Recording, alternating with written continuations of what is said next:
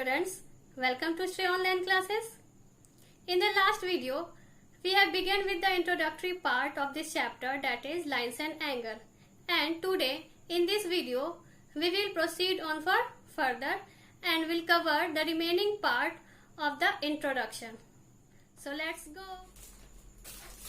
कल हम लोगों ने इस चैप्टर से रिलेटेड, जो हमारा चैप्टर है लाइंस एंड एंगल, इस चैप्टर से रिलेटेड कुछ टर्म्स को जाना था. जैसे फॉर एग्जांपल लाइंस क्या है, एंगल्स क्या है, लाइंस किसे बोलते हैं, ठीक है, लाइंस कितने तरह के होते हैं, एंगल्स कितने तरह के होते हैं. तो ये सब चीज के बारे में हम लोग कल जाने थे. उसी को कंटिन्यू रखते हुए आज हम लोग पढ़ेंगे कि एक्सियम एंड पोस्टुलेट्स के बारे में, कि एक्सियम एंड पोस्टुलेट क्या होता है.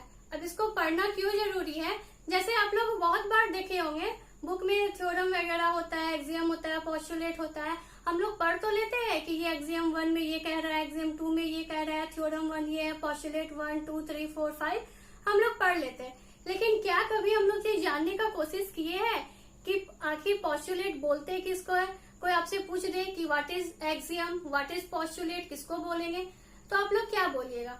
किसी भी चीज को पढ़ लेना ये जरूरी नहीं, उसके बारीकी में जाइए और उसके हर एक चीज को देखिए कि हाँ क्या मतलब निकलता है इसका, क्यों जरूरी है ये चीज पढ़ना. ठीक है, तो हमारा टॉपिक है क्या, एक्सियम एंड पोस्टुलेट. ये दोनों मेनली सेम है, इसलिए हम क्या किए, दोनों को साथ लिखे हैं. थोड़ा सा अंतर है वो मैं आपको बताऊंगी. तो चलिए देखते हैं एक्सियम एंड पोस्टुलेट क्या है. Both axiom and postulate are assumptions which are obvious universal truth. ये क्या है, ये दोनों एजम्पशंस है और ये दोनों क्या है, यूनिवर्सल ट्रूथ है. ठीक है, यूनिवर्सल, देखिए दो तरह का ट्रूथ हो रहा है. एक होता है सिंपल ट्रूथ. ठीक है, सिंपल ट्रूथ और यूनिवर्सल ट्रूथ में बहुत ही अंतर है.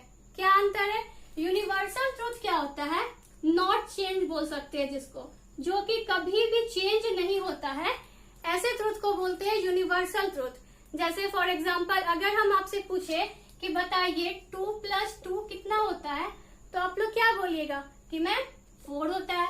ठीक है, फिर इसी क्वेश्चन को हम आपसे 4 साल के बाद अगर सेम क्वेश्चन पूछे कि अब बताइए कि 2 + 2 कितना होता है, तो फिर भी आपका आंसर क्या होगा, 4 ही होगा. इट मीन्स कोई चेंज नहीं होगा. ठीक है, तो ऐसे ट्रूथ को क्या बोलेंगे, यूनिवर्सल ट्रूथ.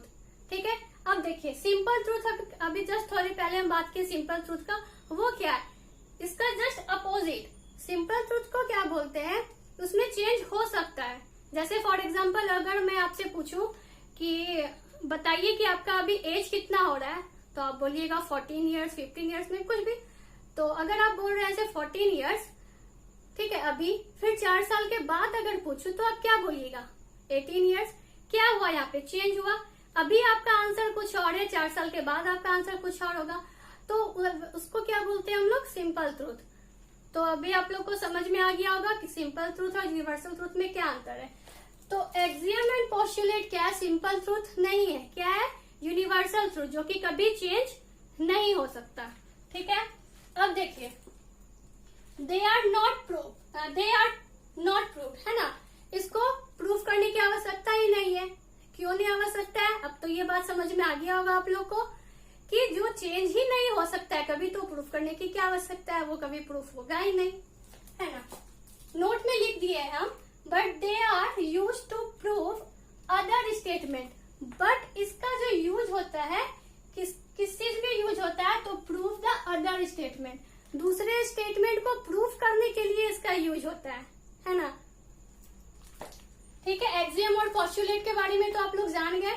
अब इस दोनों में कुछ अंतर होता है, ज्यादा अंतर नहीं होता है, कुछ अंतर होता है. वो क्या है, पोस्टुलेट जो है, postulate are the assumptions which are mainly related to geometry. ठीक है, पोस्टुलेट जो है मेनली रिलेटेड होता है ज्योमेट्री से. अब इसका ये मतलब नहीं है कि ये ज्योमेट्री के अलावा किसी और भी चीज में इसका यूज नहीं होता है, लेकिन मेनली हम एक वर्ड यूज किए हैं, ज्यादातर किसमें यूज होता है, ज्योमेट्री में. बाकी में भी होता है लेकिन ज्यादा ज्योमेट्री में होता है. किसका यूज, तो पोस्टुलेट का. उसी तरह axiom are the assumptions which are not mainly related to geometry, जिसका की यूज ज्यादातर ज्योमेट्री में नहीं होता है, और में होता है लेकिन ज्यादातर ज्योमेट्री में नहीं होता है। बस यही दोनों यही एक मेन इसका डिफरेंसेस है पोस्टुलेट और एक्सियम का।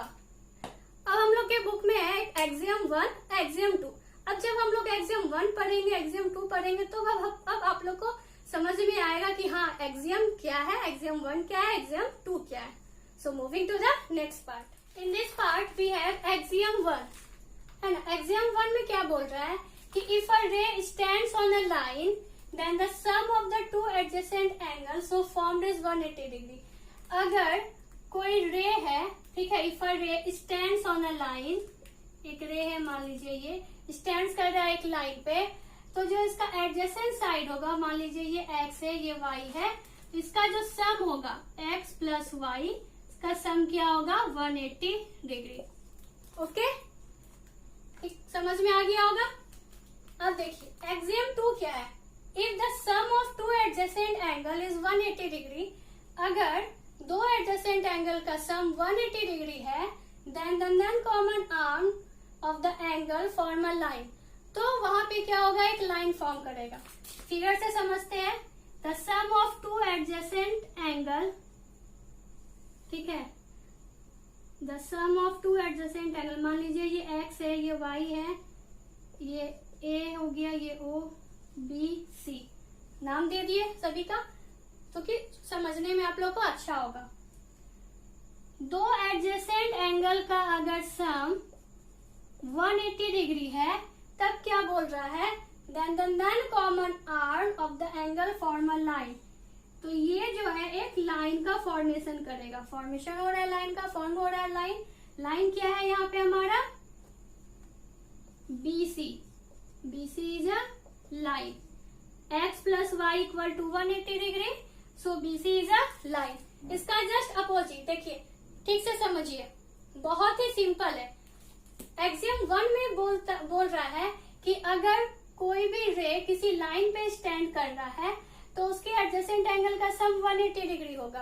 ओके, एंड देन एक्सियम 2 में बोल रहा है कि अगर दो एडजेसेंट एंगल का सम 180 डिग्री है तो एक लाइन का फॉर्मेशन होगा। ओके, तो इस तरीके से हमारा एक्सियम 1 एक्सियम 2 कंप्लीट हो गया। अब आगे के नेक्स्ट वीडियो में मैं आपको बताऊंगी थ्योरम, ठीक है। तो सबसे पहले थ्योरम 1, थ्योरम 2, थ्योरम 3 इस तरीके से जाऊंगी, लेकिन उससे पहले जैसे कि मैं एक्सियम 1 एक्सियम 2 बताने से पहले आप लोगों को ये बताई कि एक्सियम क्या होता है, पोस्टुलेट क्या होता है, इसी तरीके से थ्योरम बताने से पहले मैं आपको थ्योरम के बारे में उसका डेफिनेशन दूंगी, डेफिनेशन देके आपको क्लियर करूंगी आखिर थ्योरम किसको बोलते हैं।